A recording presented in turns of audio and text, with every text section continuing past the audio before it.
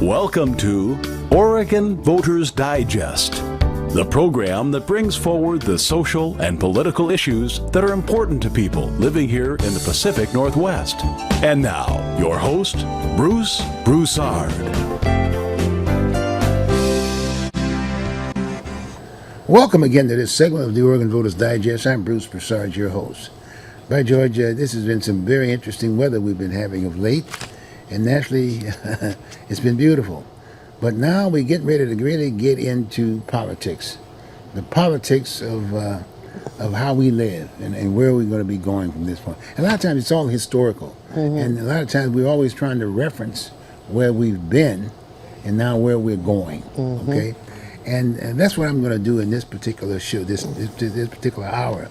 What I'm going to do is that we're going to talk about a historical event, and I'm sure you'll recognize some of the people that are part and parcel of this particular piece that I'm getting ready to run.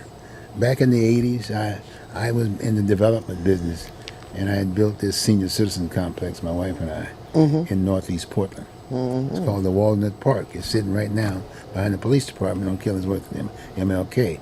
Still there.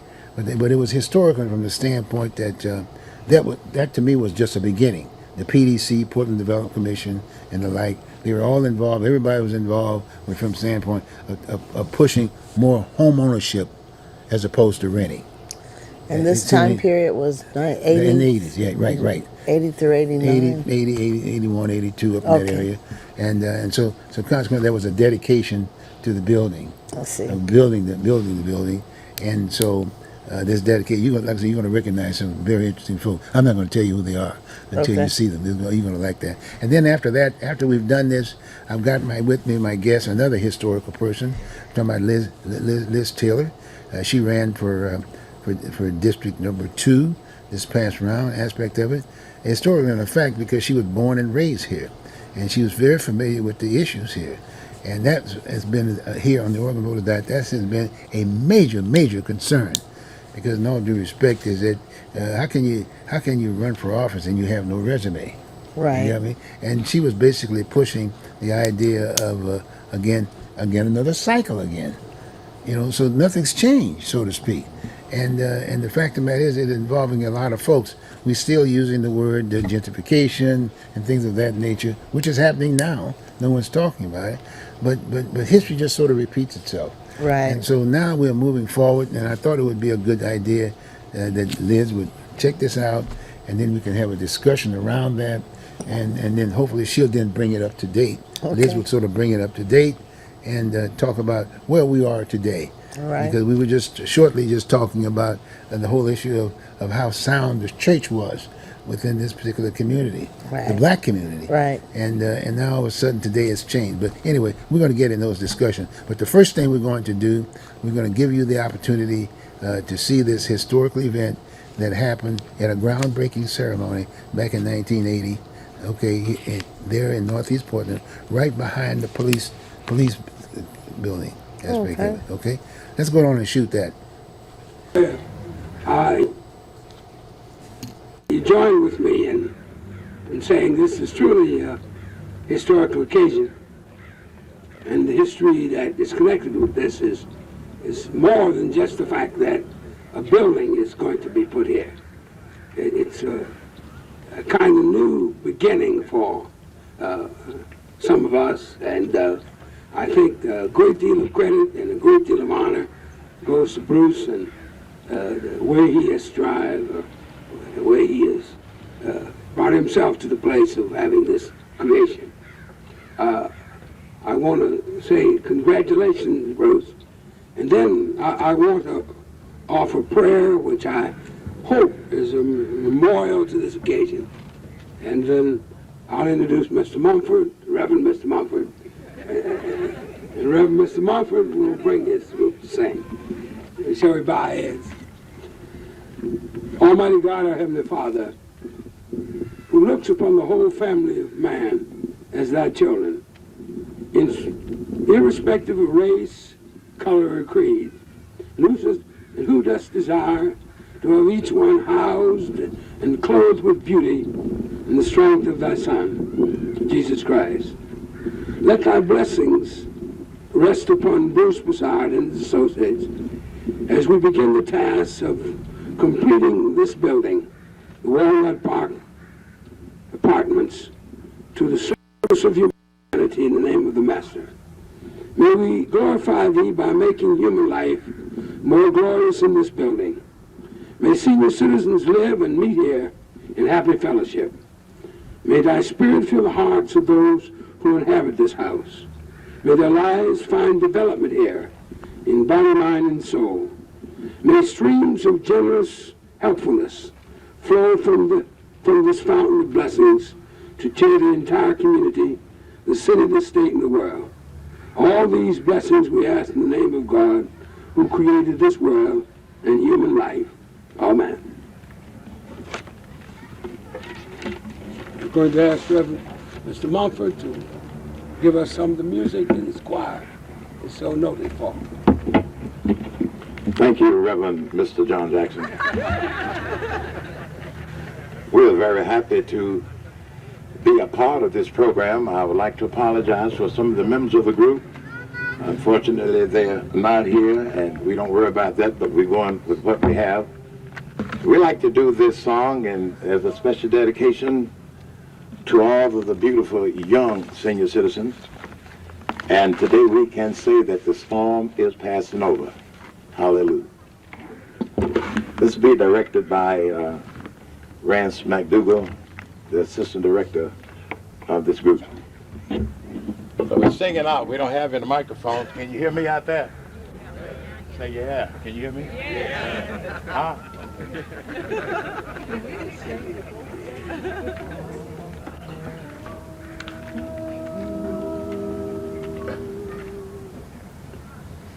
Encourage my soul and let us journey on. Though the night is dark and I am far from home, can't see till dawn, the morning light appears. The storm is passing over. The storm is passing over. The storm is passing over. Hallelujah. Hallelujah. Hallelujah. Hallelujah. The storm is passing over. The storm is passing over. The storm is passing over. Hallelujah. Hallelujah. Hallelujah. Hallelujah. The storm is passing over. The storm is passing over. The storm is passing over. Hallelujah. Hallelujah. Hallelujah. Hallelujah. The storm is passing over. The storm is passing over. The storm is passing over. Hallelujah. Encourage my soul and let us journey on. Though the night is dark and I am far from home, can't see till dawn, the morning light appears.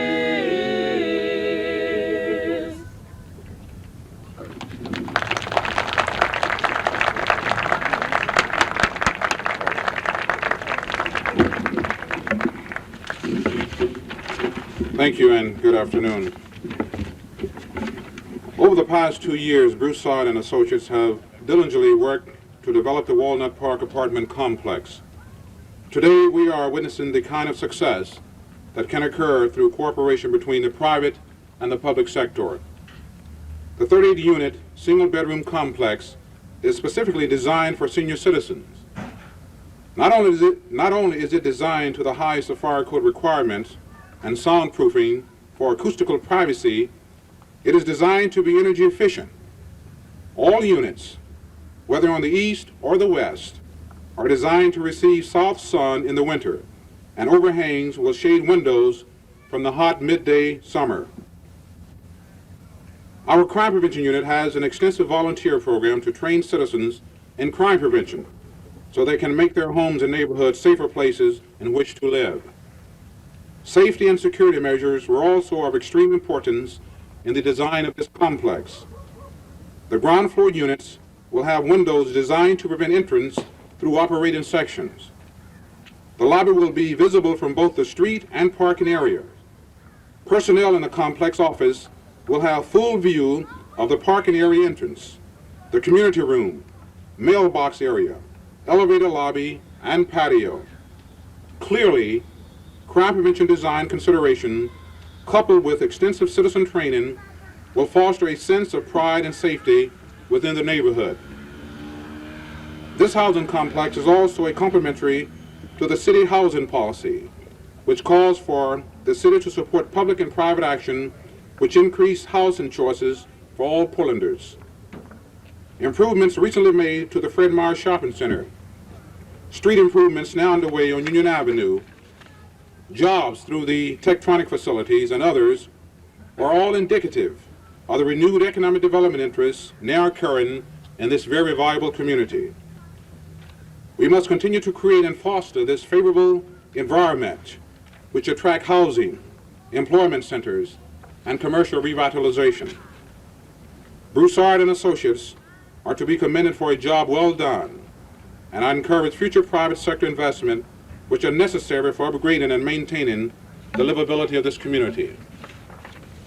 In addition, it is a special privilege for me because 8 years ago, Bruce and I had a very long talk about this very day. If you recall, Bruce had a very promising career in the Marines. And he came to me one day when I was Model Cities Director and said, "Charles, I'm thinking about leaving the Marine for the private sector." A very, very challenging move. Those who have been under the protective arm of Uncle Sam sometimes find it very difficult to adjust in the world outside. But Bruce and I labored over that for a number of months. And we talked about the difficulties he would encounter, the transitional period he would have to go through, as all servicemen do who leave the service. The insurance agents, working for the banks. No reflection, Bob. It's not. It's just that it's a period one has to go through in order to find themselves again. But Bruce stayed with it. He had his knocks, but he got up off the canvas and kept swinging. And this is not luck here today. This is the result of some very hard work by a very, very fine developer. And I just want to commend Bruce for those many years that we worked together, and it's especially a pleasure for me to be able to see this come to fruition. There are so many other people here who have contributed in a very strange way to what is happening here today. It didn't start with Bruce, it didn't start with me as Model Cities Director. This started a very long time ago. And so many of you contributed in so many ways. I would like to recognize some of my colleagues here and those who are aspiring to be my colleagues in the political arena because I don't want to miss this opportunity to give them a chance to be seen. I see Mr. Gates, who is here. Mr. Gates, raise your hand. He is a candidate for one of the city commissioners' position. Not mine, but one of my colleagues. Mr. Harold Williams, who is a candidate for the legislature. Harold, you're there. Let's see. I see the mayor of the albino community, Mr. Levin, is someplace here. There he is. Not in the political arena, aspiring, but very close. Greg Smith from the State Housing Division. Where? Oh, Harold McLaurin, that's right. Let me see, who else do I see? Pat LaCrosse from Portland Development Commission. Pat, who played a very instrumental part in this whole development. And also an assistant to the governor, Jackie Winters. Where's Jackie? Right there. Okay, but there are so many other people here who have contributed in such a big way, and time will not permit because I talked to the man upstairs, or woman, whatever your case may be, and he said he would give us a little time before he started crying on us. So I want to move right along and call on Reverend John Jackson, who will make another special introduction.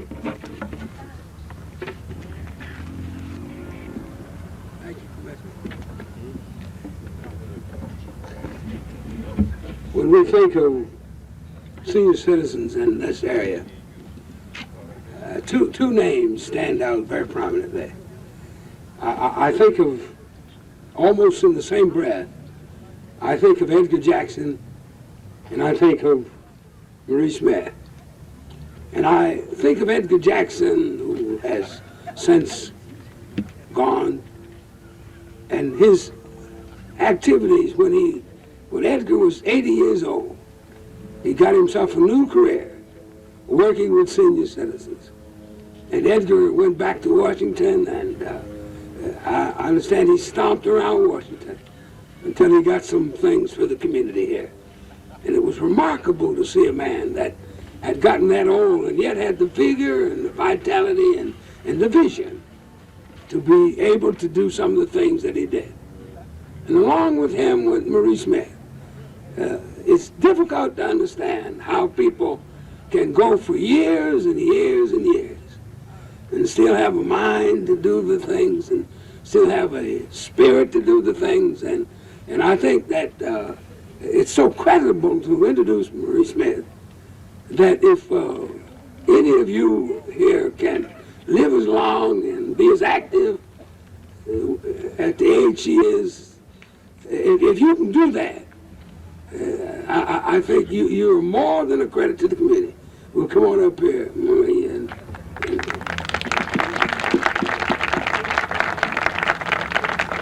Now, you speaking for all the senior citizens. Reverend Jackson shouldn't say anything about what makes people tick. He's a minister, and he knows through God Amen. that I've been able to live this long and do the things that I do. And still, from now on, we want to do.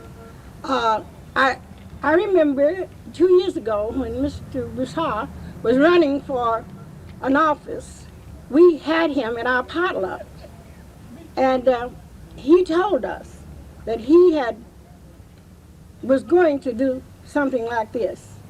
And you know, I think we have so many politicians who tell you what's going to happen if they get elected. He didn't get elected and he did it. So if he hadn't got elected, he might have did bigger things. So next time he runs for office, let's elect him and see what he will do. I'm not talking to the politicians that's running now, but I have seen so many of them run and promise and never do the promise. Don't promise anything you're not going to do because we're watching you. This isn't a political thing, but it goes along.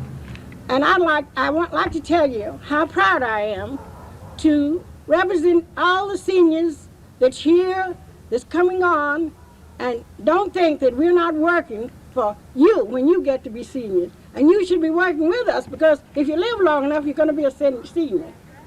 But you're old as you think you are.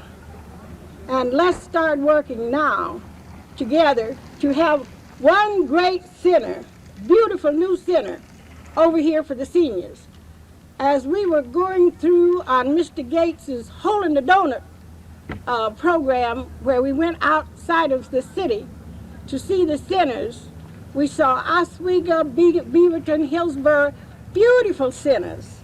We saw Loaves and Fishes activity. And there it looked like a big restaurant with 4 people sitting around with flowers on the table and everything.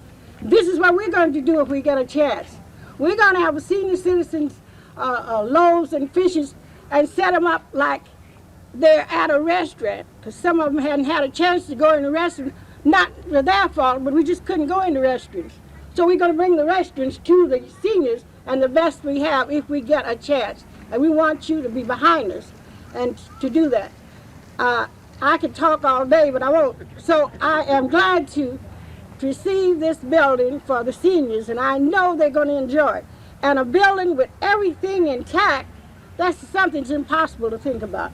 So we are be happy to have this 38 apartment. And don't everybody try to get in it. Don't move out of your house. Now, thank you, everybody.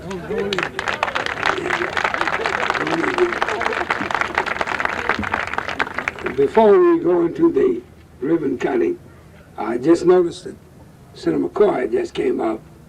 He works with young people, but maybe he wanted to say something to the senior citizens. I want congratulate all of you on this fine structure that is proposed. Contrary to what Reverend Jackson says, I think my beginning work in the legislature was with senior citizens. We chaired the first aging committee in the United States for a state and have gone on from there. And using foster grandparents. And I also worked in the foster grandparent program for 9 years at Providence. That's right. Yes, I want to congratulate you again, and we know that this fine structure will be a credit to this community. Thank you.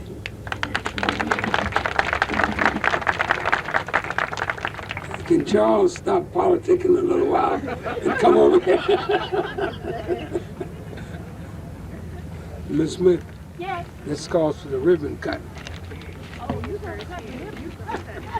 Am I gonna cut it?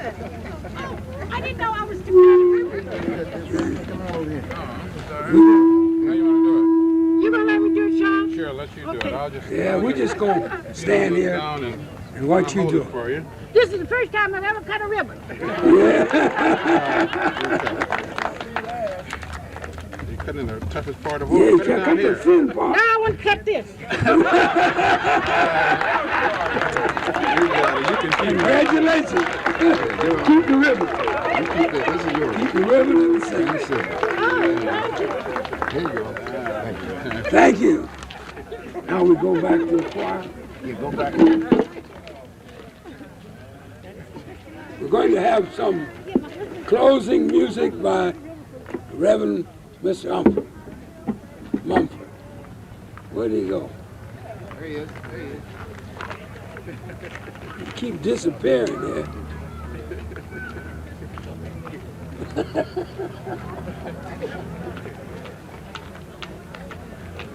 Finish.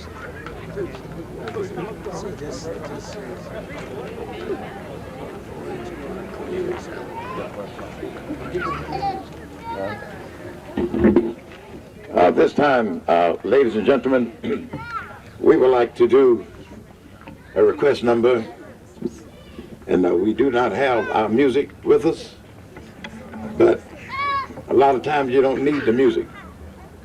And this is the way that I try to teach these young people, that to learn to sing without the music, then the music will come later, and you don't have to worry about depending on that for a crutch. And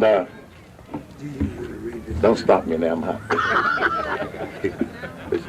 We have a letter from the mayor that I'd like for you to read. Me? Okay. This is a letter from the office of Conor McCready, Mayor.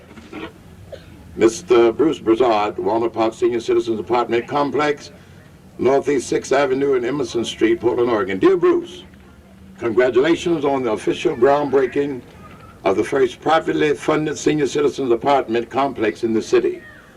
Although my schedule prohibits me from being with you in person today, I am certainly with you in spirit. I am with you in spirit. You are to be commended for devoting the time and energy and patience to this project, which, number one, is a privately funded complex for senior citizens. Number two, is specifically designed for senior citizens' concerns of security, fire safety, noise level, and also energy efficient. Three, for actually having the project underway before holding this special ceremony to commemorate groundbreaking. The citizens of Portland deserve to be proud when one of their own people has the imagination and patience to bring a project of this kind to reality. Please extend my congratulations to all the persons involved in assisting this project to completion. Most cordially, Conor McCready, Mayor. P.S. Tell Ira I said hello. No, that's not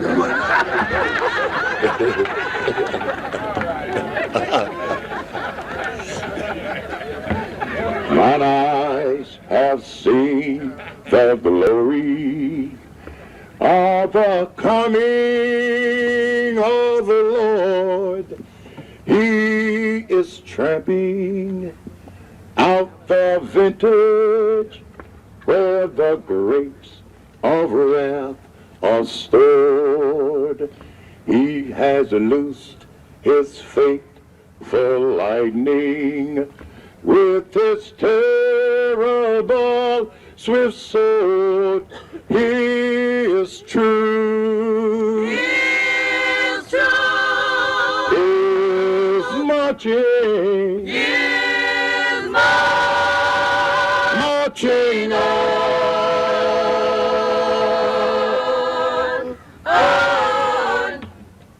I like that. Shall I sing that other verse? Yeah. In the beauty of the lilies, Christ was born across the sea, with the glory in his bosom that transfigures you and me. How he died to make men holy. Let us die to make men free. His truth His truth is marching, is marching on.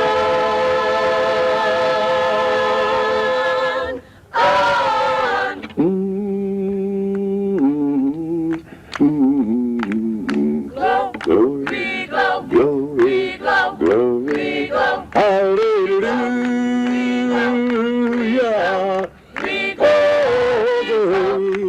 glow, Oh, glory, glory, glory, hallelujah. Glory, glory, hallelujah. His truth His truth is marching, is marching on.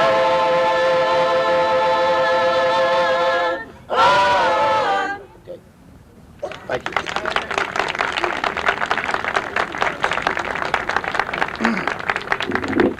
Thank you very much for coming out and being with us today.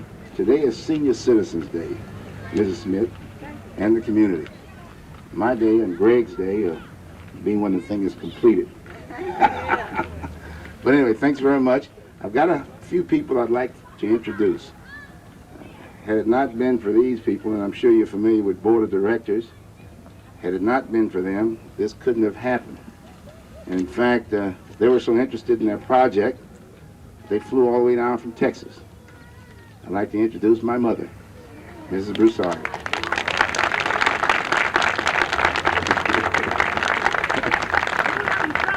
And naturally, chairman of the board is here locally, keeping a watchful eye on their dollars, my wife, Norma.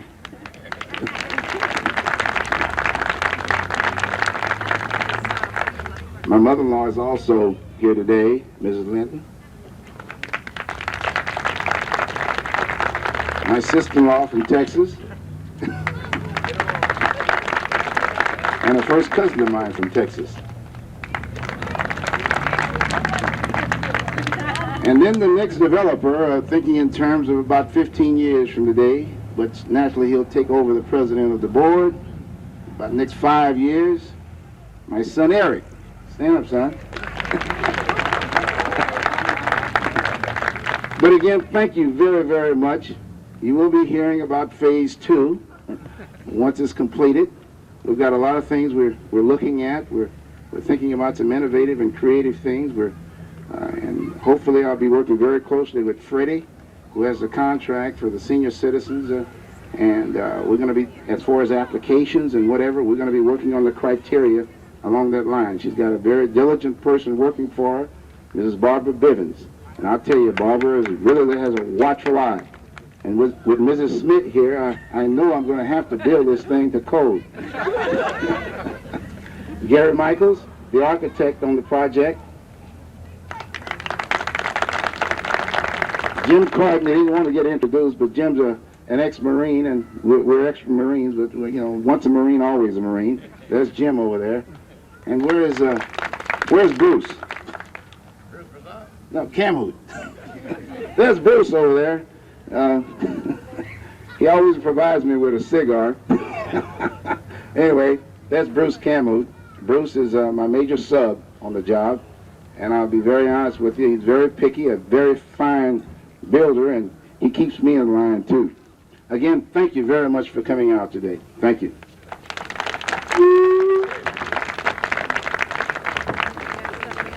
Give me the mic. Ran away. Welcome back, folks. I hope you enjoyed that. I thought it's very necessary at this point in time that we sort of go back in time, because during that particular time, the community was vibrant and things. We had some direction. We knew where we were going. There was a need for housing, for senior citizen housing. The church was involved. The people were involved, as you could see. The folks that were working for government were there. They were involved. They were proud of the fact that that this was a good project for all of citizens of Portland. It just so happened I was the developer, but the idea was the other point that I had in regards to doing what I did there was to promote the interest with other young people, other young developers, if you will, folks that would get in the whole issue of community and not just taking the money and running away, but actually making sure that whatever they developed was something that was community-wise. Got me? Yes. You know, and just the mere fact that it just so happened that a person of color was able to do this. Was this a first This was a for first, of a new building going up Yeah, in Northeast yeah, Portland? Right. And from that particular aspect of And it. then, so Yeah. you did have a lot of young developers come in and just really, just really promoting them. Yeah, promoting it. Then lot- naturally, as a result of that, some folks went out there and picked up some contracts and started developing in that particular area. But because affirmative action was just getting involved in this. But this was a private development aspect of it. Okay. I mean, I had to just work hard nosed, just straight up with it aspect of it. And so I was, in all due respect, that Freddie Petit was there, also with the Urban League aspect of it, and they had no place to house it. In fact, I had approached Freddie at the Urban League and said, well, look here, why don't you put your senior citizen program in this next project? In fact, we were looking at the so-called Fred Meyer right across the street, and they built a building down there, and the police was coming in that building and things of that nature. So the whole idea is that I went in there to try to develop that piece of property. Yes. And the Boys and Girls Club, I was a member of the Boys and Girls Club at that point in time, and another Marine jarhead, the guy named Chuck McCullen, was president at that point in time, and I was with him, and he developed the Boys and Girls Club where it so sits right now on MLK. Right. And the whole idea, because the police was going to be there, so that's a safety for the family and the kids and whatever. And then the idea to get the Trailblazers very, very much involved in the process. You got me? Yeah. And so now we're developing a whole area, and then where the police department is right now, I was wanting to develop the place such that the police was going to be there. And we're going to have kind of like a right across the street. Then we're going to have a mini mall. My design was a mini mall and the whole deal. See, so consequently, the police would eat there, when there also too. So consequently, it was very safe, and I know that Fred Myers at the time always made sure he gave some space to seniors back in those days. And so the whole idea was to have a space and maybe make sure that you could pick up a roll and a person can have a cup of coffee routine and something comparable to blacks like a hair salon, Right. and You have a all those barbershop, things there that now. type of thing, routine and naturally you get a restaurant or two, get the churches involved in the restaurant, where the church would basically be part and parcel of ownership of that situation, and then the older folks could come there and cook and do all kind of fundraising and things of that nature. So I had some pretty good ideas along that particular line, and then from the standpoint with Freddie with the Urban League, the idea was to build another senior citizen complex and put the housing and the administration, and they would also be the administration in that project. I wanted to develop the whole block. Right. Because then there would have been that core area. Would have been a very safe area for folks to sit down outside and enjoy the flowers and things of that nature. You know what I'm saying? That type of deal.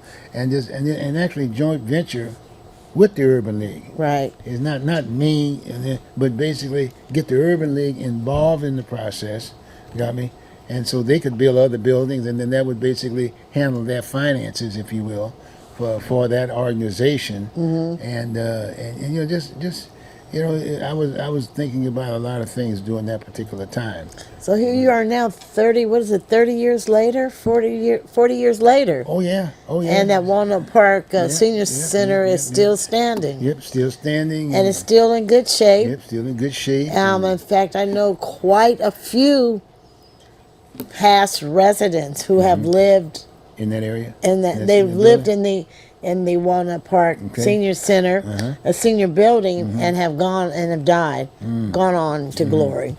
Wow. So you have really, really touched lots of senior citizens. But the city should have been able to touch many more. Now, not just me personally, but the fact of the matter is, during that particular time, right before I built that building, the idea was that I was in the housing business. Well, do you think gentrification kind of stole dry? Do what? Do you think gentrification and the people that planned that did the land development planning in Portland kind of took some of your ideas in terms of developing low income housing? Because today we've got so-called low income housing throughout Portland. And then the houses that were there are now owned by different people. Well, in all due respect, you're right. The ownership in that area specifically, the majority, a great majority of blacks lived in that area in the sense. Right. It was the largest population of blacks in the state of Oregon. Okay, got me? Yes. And many of them were homeowners. So it wasn't a black community, it was a community where a number of the residents were black and they were homeowners. I see. And I saw that, and the whole idea and the reason why the idea when I got into this development of this project aspect of it, because I saw them getting older, if you will. Well, And what so- were the some of the drawbacks? What were some of the challenges that you had to face while you were working on developing this? Well, in all due respect, is that development is a tough task. It's kind of like an organizing deal. Okay. It's all that you just gotta fit the pieces together, so to speak. You got Kind of me? like a puzzle. And then so you have to educate folks. Because when I was going to school back in Texas, we had Voc Ed. Okay. Yeah, so I was very much involved in Voc Ed. You Yeah, understand okay, what I I'm got saying? you. And we don't they had have that carpentry. today, we don't right? have Voc Ed here in the city of Portland. Well, Got me? is that Benson something was that the you last recommend? one. You know, Benson, I think, was the last school that had a tech kind of a deal. Uh-huh. But where I came from, you had carpentry, you had the whole 9 yard aspect. of it. Okay. And PDC was starting it up at that point in time, Portland Development Commission. Yes. During that time, and their commitment initially was basically to make sure to provide home ownership for folks in that community. But what happened? Well, in all due respect, when you that's the only problem you have a lot of times with the government situation. Somebody comes up with an idea, and it starts for that particular moment, and then after that entity is out of that site, or get voted out, or don't get voted in, or the idea gets gone out, whatever. Then guess what? You get a whole new crop of folks, and they've got different lanes. They got different focuses and whatever, and then when government starts, the whole idea to me, my definition of government, that government starts something that doesn't make a profit to start with. They create it. Then once it's created, and then all of a sudden they can see a profit. Then the idea is you get folks to come in, get involved. Because they I.e. the get private paid. sector, because then they can get that 2 or 4 or 5%. Right. And they're not making millions of dollars, but my point, they can make a living, right? Right. And create jobs. But unfortunately, when they started this particular issue, and I wasn't in the so-called subsidized housing program aspect of it. I was just a private entrepreneur. Because I was already in the housing business to start with. Oh, I see. I Yeah. had a housing program. I was looking specifically for folks in that community. I would carry the paper.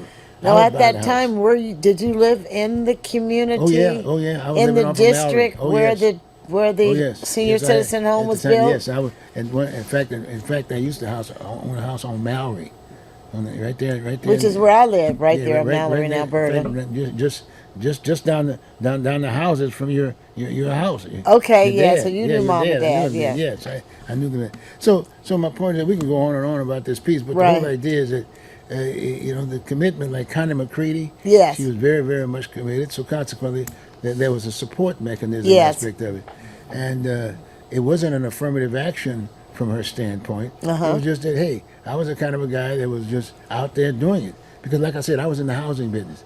I was actually buying houses, carrying the paper, and then basically selling them to people who were renting. Okay. And then I would basically set them up from the standpoint of looking at their rent, just like their rent, if you will, their down payment and whatever. That would be the amount of money that it would cost to get into the house. And then I'd go to the bank and help them set up a checking account, got me? Right, And right. then build up their credit aspect of it. Right. And then I'd rehab it, basically make sure you gut out the kitchen, you gut out the bathroom, make sure that the roof is good, you know what I'm saying? And you cut the yard, and this, that, and the other, and you paint it, and to keep that number down Yeah. so that they can keep it, right? Right. And then I'd get my little 5 or 10% at the end of the deal, and so consequently they could build up equity. So maybe about 5 years down the road, they can go to the bank where they basically put that initial loan in, Yeah. and we go to finance, and then they refinance me out of the deal. Well, let me tell you. Well, what happened? How did that affect? How did how was your business affected when zoning started? Because we had that district. You had the District 18. It was a black community Right, with voting power. right. So how did that affect once the zone cut started, where the neighborhood started to be just broken up into pieces? Well, in all due respect, and you make a good point there, because after I did that piece, I was approached by Lee Henderson. Okay, my Yeah, minister. Lee at Bethel, because we were pretty good friends, Uh-huh. and he approached me and asked whether or not I'd be interested in being the publisher of the Portland Observer. I see. And this I got involved because he had a printing job that he wanted to get, and so consequently he asked me to get in that particular position Okay. aspect of it. So then all of a sudden now I'm getting into the political arena aspect of it. Okay. And kind of understanding a little bit more about politics. Okay, I Right, got it? you. But the whole idea was that I saw at that time when I got into the publishing business aspect of it with the Observer, the community had no address.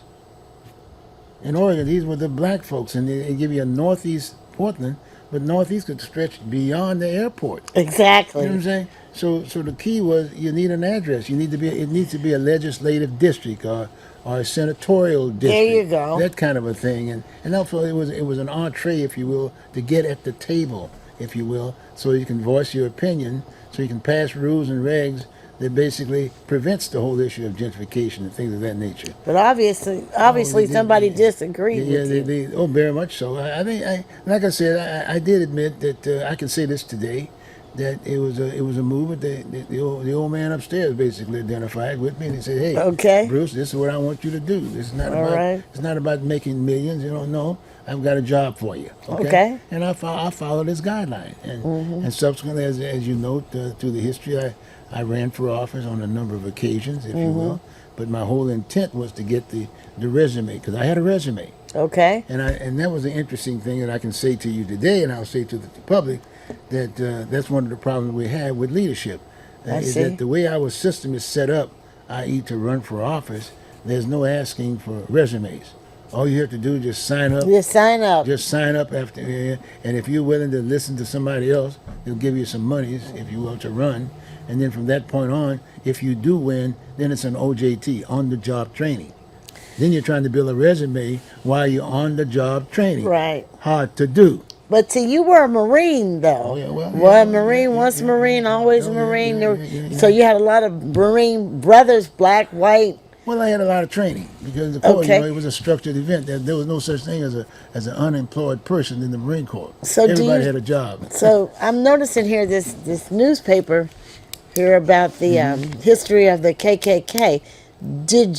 How did you feel about, or did you even feel the repercussions of the MLK of the KKK. In the Portland area. Yes. It's interesting. I never knew that. I never knew the history of the KKK here in the Portland, Oregon aspect of it. I mean, just recently I really had an opportunity because now there was a series being run on the KKK in the Pacific Northwest dating back to 1922.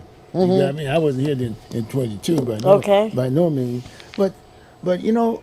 I got to say to you that even though I came from Texas, you know, I was from Texas. Yeah. And they had their organizations there also too. But my dad was a hard-working oil man, so to speak. And, he was a hard worker. I had a mom, I had a dad routine, and sure we went to school the whole 9 yards. But it was just community, you know what I mean? Yeah. So that never bothered me. Okay. I mean, I never had to react it like someone in the deep South, let's say. Yeah. Like in Alabama or Mississippi or whatever. Or if not that, when I came That were here. traumatized, but and through even it. when I'm reading these articles, And victimized. this was an organization. It was about the money aspect of it. And there's some history there talking about how they basically used the whole issue of blackness, if you will, and kept black folks down, because that was a justification to bring other immigrants in. You got me? And to take their work skills from them, so to speak. Because, you know, in all due respect, it's been said that, you know, blacks built the country, you know, in many ways, during the early days, if you will. Washington, D.C. and stuff. They were carpenters. They even built the unions in many ways because they were the laborers. Well, the free labor. Yeah, they're free laborers, but they were the laborers, the skills, and then a lot of inventors and stuff. So, you know, but now to date, you know, and that's why I make my point that today I'm 33 years old and 50 years worth of experience. Okay. See what I'm saying? And I'm still kicking. Does that make 80? Yeah, 83. Yeah, You're 84. 83 years Yeah, old I'll be in the 84 name in of October, Jesus. October 15th. 16th. Wow, you got a birthday coming up. Yes, I sure do. October I 16th? Sure do. Looking forward to another run, too. All right. So let's get right into the politics of this thing. Okay. Because the reason why we wanted to do the program, we got about 12 minutes. We're going to do something else a little later on. But I want to spend this last few minutes to talk to this lady that's sitting here to my right and to your left on the screen aspect of it. She's a real neat lady. She was born and raised here in Portland, Oregon, very aggressive, has a good sales background. I mean, very committed to community. I mean, a hard worker and this, that, and the other. And in all due respect, I reached out to her. When I saw her out there, I reached out to her and asked her, saying, look, you've got the skills. You know, why don't you run for office? And she had a platform because there were some things that was happening in our community today. The whole issue of gentrification, the reparation piece aspect of it. There are many issues here, but not only that, but the issues in the state of Oregon per se. Right. Because we were the focal point where all the so-called federal monies for minorities came to the city. It came to the city of Portland. And then when the monies were divided, planners to come up with those ideas like housing and things of that nature, in all due respect, we just didn't have the skills there to basically make sure that we put together the plan right for those dollars that were coming from government. So at the end of the day, what it ended up with, when the bulk of the money came, they basically justified the money on the backs of blacks, and then basically disperse it to other entities. Exactly. To other areas to develop that area. Exactly. You got me? And again, that's one of the reasons why we could have talked about this before. That's another reason why when I was a reserver, the idea was to put together District 18 and give it an address. Okay. And we had it. And that was beautiful. And then, as you note, as a result of that, Margaret Carter became a representative. Right. A.V.L. Gordley got involved in there. Joanne Hardesty got involved in there. Lou Frederick. These are all recipients of District 18. Right. Now imagine if we Jackie had kept, Winters. Yeah, Jackie Winters. Imagine if we had this today. You know, there would be an assimilation, so to speak. Right. Not one with a handout kind of routine. Right. These people were they would have been very qualified. But in all due respect, it just went the other way. Right. I'll make it a point to make. There was another person that was very outstanding in the area during that particular time. His name was what I'm thinking about now. I'm thinking about Black United. Ron Herndon. Yes. Ron Herndon was a major contributor. He was an educator, background-wise aspect of it. But Ron, as far as I was concerned, during that particular time, he had an opportunity to run for that particular seat. I think he would have been a real neat candidate. Harold Williams would have been another one aspect of it. But Ron Herndon had the skills. He had the educational background, and I sort of looked at him like a Dellum. Remember Dellum up in California? Yes, Ron Dellum. Ron Dellum. And I could see because Ron, when the apartheid came in, Right. I mean, everybody was with him. Right. He ran in, but he was committed to basically developing the Black United Front. Right. Very much involved in education. As you know, he spent a lot of time at the school district and the like. And at one point in time, he was part and parcel of putting together District 18. I was there with him. He and I were together during that particular time. And I thought that was a good move with police aspect of it. Yeah. But again, even to date, they discuss it, but they don't understand what that possum thing was all about, and then the development. But you know, it's history. You know what I mean? And so we're using that because just like we're looking at, we saw this film of a dedication of a building, and with some folks aspect of it. It's not too late, but it's progression. It's history. So now, where do we go from here? That's when you came in. You know, as far as I'm concerned, they didn't treat you fair from the media standpoint. I mean, you were running on issues that we were talking about, and in all due respect, the person who was there already was kind of like a push by folks who are self-interest, so to speak. Not that I'm knocking the woman that's sitting in the position right now. Right. But the fact of the matter is, she had no resume. Exactly. For the community. And with the community, and, that's and right. There was no reach out. With all due respect, there was no reach out to you. As far as I'm concerned, she should have invited you to come and join her staff to learn to basically make you an agent, if you will, and so you could learn the nature of the other politics. Right. So therefore, because it's a term limit kind of a job. Exactly. After she gets 2 tours, she's gone. See. But the bottom line, that would have been an ideal situation. Then the transition would have stayed there. She would have gained a resume for 8 years. Got me? As opposed to not having a resume. So I'm talking about a number of things real quick, like, but this is the form that you talk about. Right. This is not being anti anybody. It's just that whenever you start talking, when you put affirmative action in the front of trying to make a commitment to an entity, it's a problem. Well, I felt it. I felt. How'd you feel about it? How'd you feel about it? I felt the impact of how gentrification had taken over the black community. When you were running for office. When I was running for office. Right. I felt the impact of the nonprofit 501c3 commitments. To me, it seemed that the nonprofit, the people that designed and created this special program to be able to provide funds for marginalized and disenfranchised committees and people in churches. They literally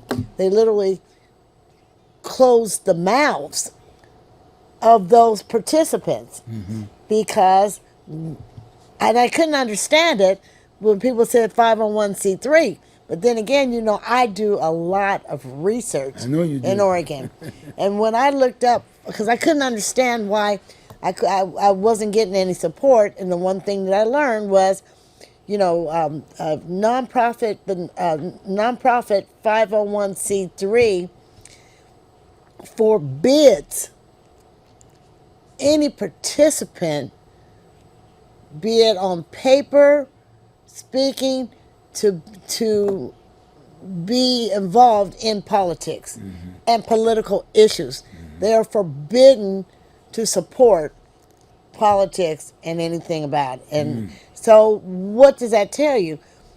It affected the black churches more than anything else, because in politics, because it's the black church that pushed the civil rights movement that brought many rights to black people through this racist society. And I say racism is still a very, very demonic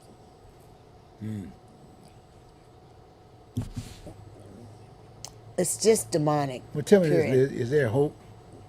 You think there's change, hope for change? I mean, not I just, have hope. You've gone through that experience aspect of it. You're not going to leave that point. Hopefully, you'll consider running. Oh yeah, again. most definitely. Okay. I have hope, but I feel that people need to understand where their shortcomings are, and marginalized and disenfranchised groups of people, society needs to understand what their limitations are and overcome those limitations. For example, that 501c3, I mean, it's good for the churches because there's no money. We've gone through the COVID, so somebody needs to pay the taxes and keep things going, Oh, yeah. which That's has it, been isn't a it? great benefit to the churches. But then again, there's a lot of other organizations that you've seen marginalized and so-called disenfranchised immigrants, homeless people.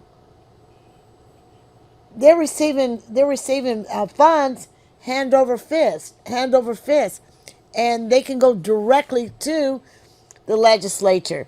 They can go directly to the city, directly to the county, metro, local, state government, and receive millions of dollars for everyday Joe Blow citizens to have to pay, out of their pockets to clean up trash, to clean up,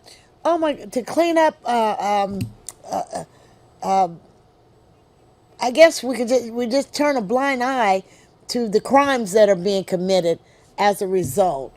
But when you have a community, a black community, and I say black because today we have to understand the history of slavery. That's a very important. We have to Yeah. understand Yeah. the history of racism. Should be in the schools. Racism was about white skin against black skin.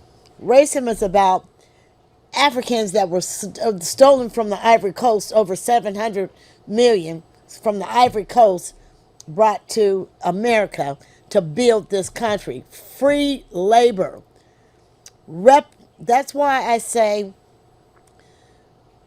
there is a time now where black folks have been so abused, and even in the education system. Now, there was just an article regarding Portland Public Schools are changing their curriculum. It's the first time the curriculum has been changed in 150 years. Well, what does that tell you? Your people, those in the 1920s, when you talk about your KKK, even talking about the Masons, the Freemasons, you have to talk about how they ran the state of Oregon. History tells us that anybody can research the history of the KKK and the Masons in the state of Oregon, and they will learn that Oregon was not designed and never wanted to have black people in the state in the first place. And this is the government, from the rooter to the tutor, from the governor to the mayor to the city council to even the Oregonian. So today the black community has been reduced to less than 1% black population, just as it was in the 1920s. Wow, let me tell you what. On that particular note, let's do a series with you. In fact, I'd like you to come back, got me, and we'll take it from that particular point on. The first one, this is the first of the series. Let's say do 2 or 3. Let's say 2 or 3. So I will announce again when you're going to be coming back. I'm going to get you coming back, and then we'll just go from that point on. Okay, well, thank you so much for having me. It's a pleasure. It's always a pleasure to spend time talking to you. Well, hey, I tell you, you've been a pleasure. In fact, I want you to get elected. You need to be elected, Liz, because in all due respect, you have that history and that with that research background resume, you are awesome. Thank you very much for being a part with us. We Well, it's really a appreciate pleasure you. being here. Hey, folks, I hope you enjoyed the show. Look at it, share it with your neighbors. Have a good one. Take care.